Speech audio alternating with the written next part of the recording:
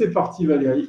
Aujourd'hui, j'ai choisi de vous parler de la dématérialisation des factures, en particulier la réglementation liée à cette dématérialisation. Tout le monde le sait, il y a des émetteurs qui sont les entreprises du secteur public, les entreprises privées, les artisans, etc. et les récepteurs qui sont les mêmes acteurs auxquels viennent s'ajouter les particuliers qui reçoivent des factures tous les jours ou presque. Une grande partie des factures que nous échangeons sont encore sur support papier. La réglementation va changer pour les entreprises. Et qu'est-ce que c'est que la dématérialisation ? C'est la disparition petit à petit des factures papier au profit de factures dématérialisées. Toutes les factures correspondant à des échanges nationaux et B2B seront soumises à une double obligation, qui sont le format de la facture, électronique obligatoirement en e-voicing, et les données transmises à l'administration fiscale, soit le e-reporting. Une diminution de l'achat, quelles sont les conséquences de cette dématérialisation ? C'est une diminution de la charge administrative pour toutes les entreprises et les administrations. C'est une diminution également des délais de paiement. Et à cela va s'ajouter d'autres effets tels que la division des coûts par 5. De cette dématérialisation des factures, on pourra s'assurer que la traçabilité est garantie de bout en bout. Et pour l'administration, cela va bien sûr améliorer la détection de la fraude à la TVA. Tous ces effets représentant pour tous un gain pour l'économie d'au moins 4,5 milliards d'euros et une augmentation pour les entreprises et les administrations fiscales de productivité directement liée ou directement résultant de cette dématérialisation. Le calendrier pour la généralisation de la facture électronique, ce sont un calendrier des transactions domestiques et de la transmission de ces données aux administrations. Cette obligation va s'étaler entre 2024 et 2026, selon le calendrier suivant. Donc, on voit que pour ce qui est de la réception des factures, dès le 1er juillet 2024, toutes les entreprises assujetties à la TVA, quelle que soit leur taille, vont devoir accepter ou vont devoir être capables de réceptionner les factures électroniques. Il y a une graduation qui va s'établir pour ce qui est de la transmission de ces factures et de l'e-reporting, à savoir le 1er juillet pour les grandes entreprises, au 1er janvier 2025 pour les ETI, au 1er janvier 2026 pour les PME et les TPE. La dématérialisation, comment faire ? La méthode la plus simple, ce serait de scanner votre facture. Vous en avez une version numérique, vous l'archivez, mais tout ça, ce n'est ni plus ni moins qu'une feuille de papier sur un écran. Et donc, par rapport à la réglementation sur les factures électroniques, c'est une méthode à proscrire. Ces factures numérisées ne sont pas des factures électroniques.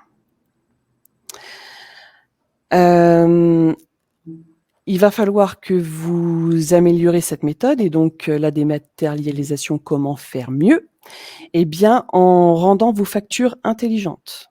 Comment rendre une facture intelligente ? En lui associant des métadatas et tout en respectant bien sûr les exigences de la réglementation fiscale, de la date d'émission des factures jusqu'à la fin de la période de son stockage. Donc les métadatas sont invisibles à l'œil nu, mais décodables par votre ordinateur. C'est ce qui fait tout l'intérêt d'octroyer à votre facture des métadatas.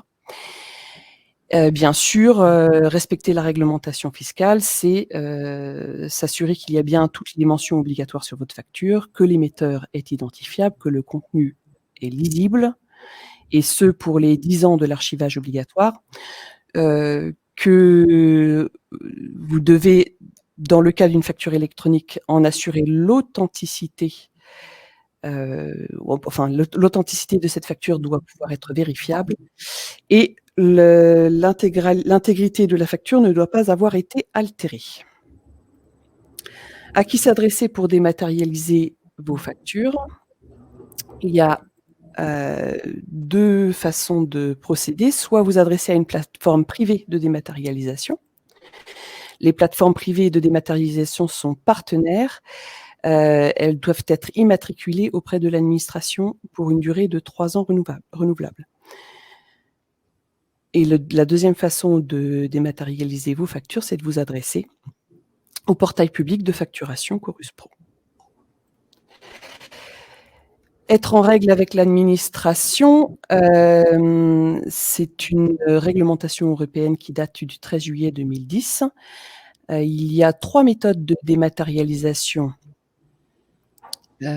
fiscale autorisée qui sont le mode EDI, le mode PDF et le mode piste d'audit fiable. Donc, ces 3 modes de dématérialisation entraînent des extensions telles que XML, UDL, Edifact. Les PDF signés et la piste d'audit fiable sont pour qui elles sont assujetties, sont à la charge des assujettis. Au-delà des modes de dématérialisation fiscale autorisée, il y a 2 grands modes de contrôle selon les administrations fiscales, à savoir le modèle post-audit, c'est ce qui existe déjà en ce moment, c'est-à-dire que les entreprises sont auditées après l'archivage de leurs factures. Et pour cela, il est obligatoire de garantir l'authenticité et l'intégrité des factures durant la période d'archivage. Et le modèle clearance qui va être mis en place de plus en plus. Donc la clearance, ça rime avec facture électronique. Il n'y a pas de format unique d'échange de clearance. Les pratiques obligent les entreprises à gérer de multiples canaux. On peut continuer à recevoir des factures sous format papier, mais également des factures XML, des factures PDF. Et les entreprises doivent continuer à être capables d'accueillir cette grande et de plus en plus grande diversité de formats.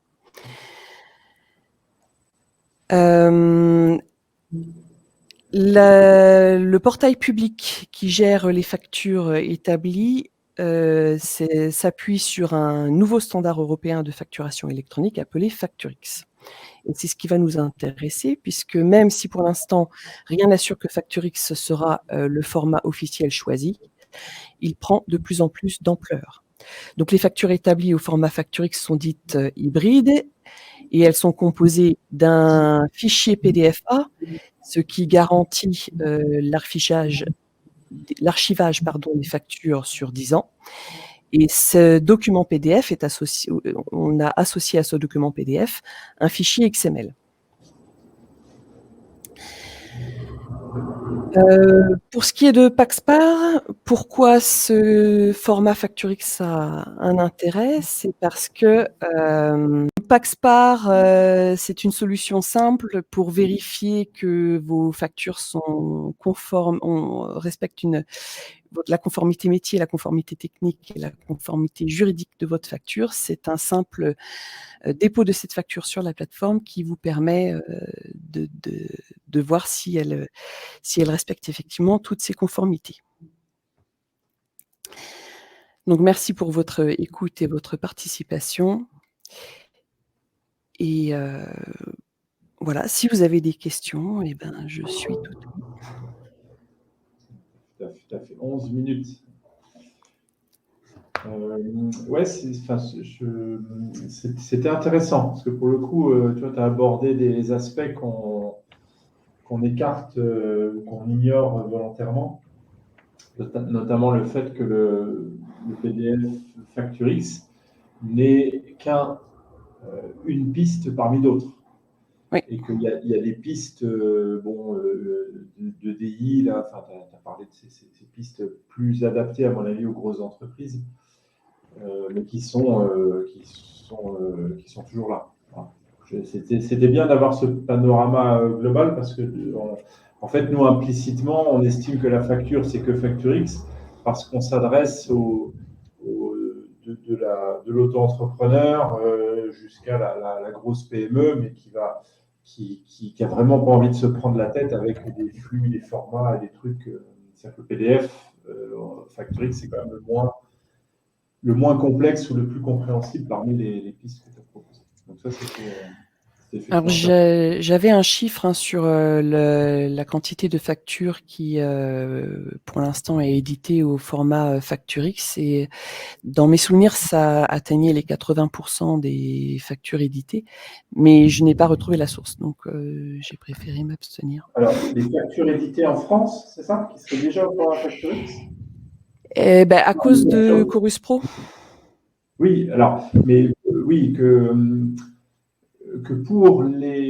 sur Chorus Pro, 80% des factures qui arrivent sur Chorus Pro le sont au format FactureX et pas en EDI machin bidule. En vue des administrations qui sont publiques. Voilà, mais c'est Chorus Pro, ça reste une part relative, je sais pas, je ne saurais pas dire, mais c'est une part, à mon avis, faible de l'ensemble des factures en France.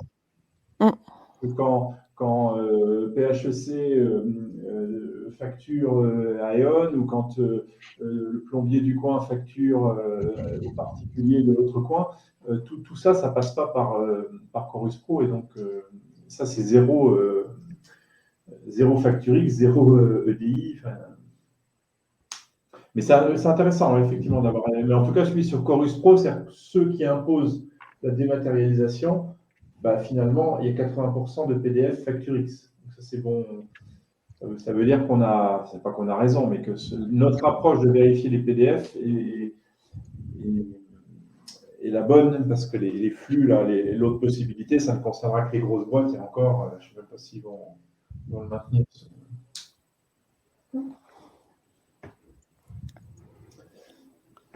Donc voilà, est-ce que vous avez d'autres pour cette histoire-là de transmettre les factures directement au service de l'État, comment ça va se passer justement pour les toutes petites entreprises? Il va falloir qu'ils passent par des services.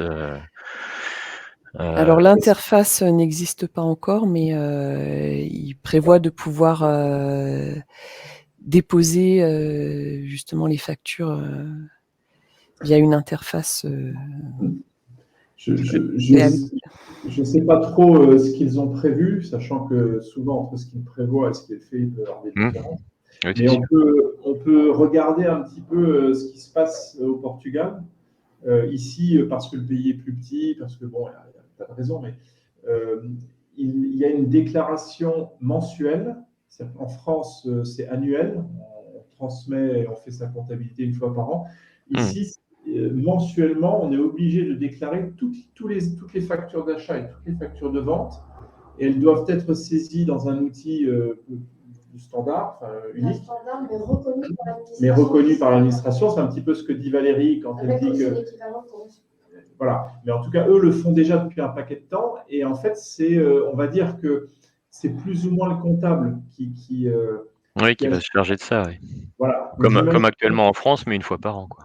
Voilà. J'imagine qu'en France, les comptables ne vont pas vouloir lâcher ce sujet et vont vouloir le traiter coûte que coûte, quitte à le faire payer évidemment à leurs clients. Donc j'imagine que pour l'artisan du coin, ça ne va pas changer grand-chose, si ce n'est que le comptable va peut-être un peu plus le harceler en lui disant il ne faut pas me les envoyer une fois par an, il faut me les envoyer un peu plus fréquemment, parce que voilà.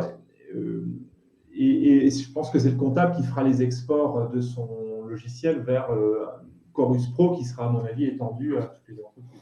Après, l'avantage aussi, c'est que mensuellement en France, on est tenu de faire la déclaration TVA. Donc, si la facture est électronique, ça veut dire qu'on est en capacité de récupérer la TVA associée de manière automatique et éviter pas mal de temps administratif. Ça revient à ce que disait Valérie, où la charge administrative est en diminution. Et là, Nadine, normalement, elle devrait, ça devrait faire écho par rapport à ce que Nadine fait pour la compta. Oui. Parce je ne sais pas si le parallèle, on a tous vécu là, le prélèvement à la source, hein, le fait qu'avant, on payait des impôts avec 1 an de décalage et on les payait en retard, puis il fallait réactualiser. Donc, c'était infernal. L'entreprise déclarait les sommes qui étaient versées, les particuliers déclaraient les sommes qu'ils avaient reçues. Et si tout ça décalait, il fallait refaire des correctifs. Bon. Le prélèvement à la source, qu'on en pense ce que l'on veut, mais administrativement, ça a simplifié énormément les choses, puisque tout est pris directement au moment où le bulletin est émis. Vous remplacez bulletin par facture, vous remplacez impôt par TVA, hein, c'est un impôt. Finalement, cette facture électronique, elle va permettre effectivement de déduire, sans avoir à déclarer ou à calculer quoi que ce soit, elle va permettre de déduire la TVA, ce que l'entreprise doit payer ou pas. Et ça devrait faire gagner un temps fou et du coup, peut-être des impôts aussi, parce que je pense que ça fera quand même moins de fonctionnaires pour gérer tout ça. Non, mais il faut autre chose. Il faut autre chose, oui.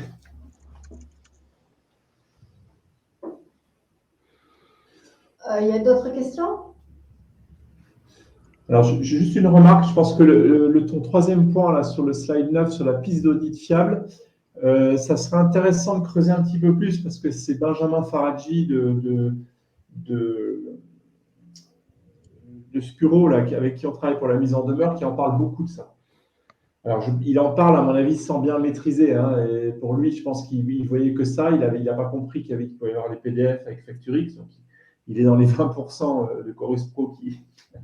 Mais ça serait intéressant parce que je serais curieux de voir la nuance qu'il y a entre le 1 et le 3. Enfin, quelle différence il y a entre le mode EDI et puis le mode piste d'audit fiable. Enfin, à voir.